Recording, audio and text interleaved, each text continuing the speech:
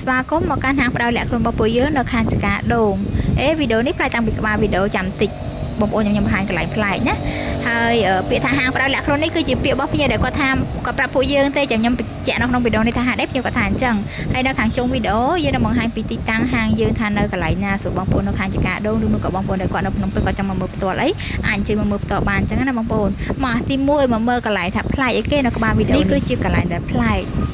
ខ្ញុំណាត់គ្នាជាមួយនឹងគ្រួសារខ្ញុំដើម្បីថតអីវ៉ាន់ review អីវ៉ាន់ព្រោះថ្ងៃនេះអីវ៉ាន់ចូលថ្មីច្រើនខ្ញុំកាន់កាមេរ៉ាថតគ្រួសារខ្ញុំគាត់អ្នករៀបចំចាយើងអីវ៉ាន់ចូលមកមិនតាន់បានថតគាត់លើកអីវ៉ាន់ចូលទៅក្នុងលេងចាសូមអរគុណ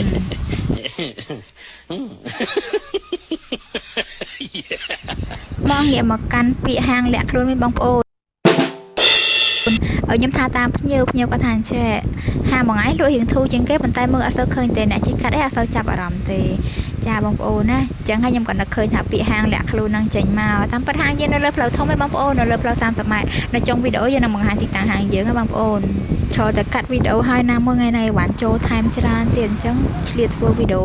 សម្រាប់បងប្អូនដែលគាត់ចង់បានអីវ៉ាន់ត្រូវការអីវ៉ាន់ប្រភេទដែលគាត់ចូលឆ្នាំខ្មែរយើងមានច្រើនណាស់បងប្អូនដោយបង្ហាញនៅក្បាលវីដេអូអញ្ចឹងយើងមានຂະຫນាតធំຂະຫນាតតូចប្រភេទអីវ៉ាន់មួយអញ្ចឹងបងប្អូនដែលគាត់ត្រូវការមកមើលផ្ទាល់ដល់ទីតាំងហាងយើងក៏បាន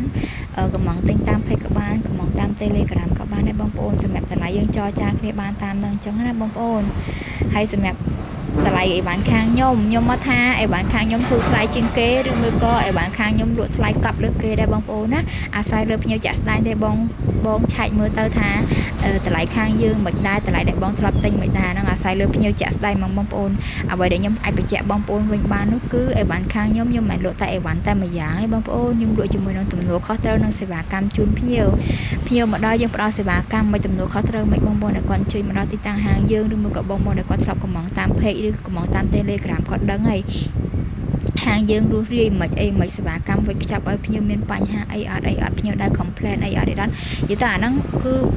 បងចាក់ស្ដាយដែលបងធ្លាប់កំងទិញតាមគេហើយណាមកកំងខាងខ្ញុំមានតែបងប្អូនដែលដឹងច្បាស់ឬមួយក៏បងប្អូនដែលគាត់អញ្ជើញមកដល់ទីតាំងហាងយើងមកគាត់ដឹងច្បាស់ថា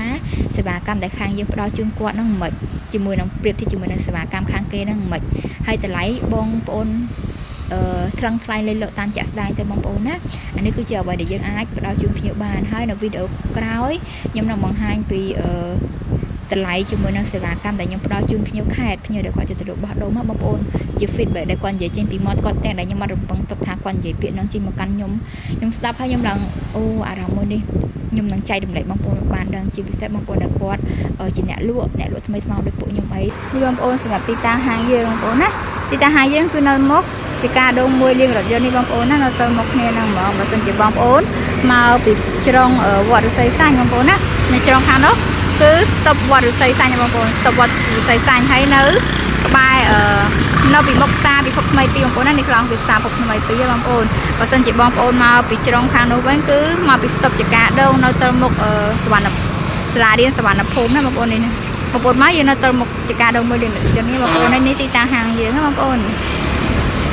នៅជាប់បងគាត់លេងទូតកកលេងអីនៅជាប់គ្នាហ្នឹងណាបងប្អូន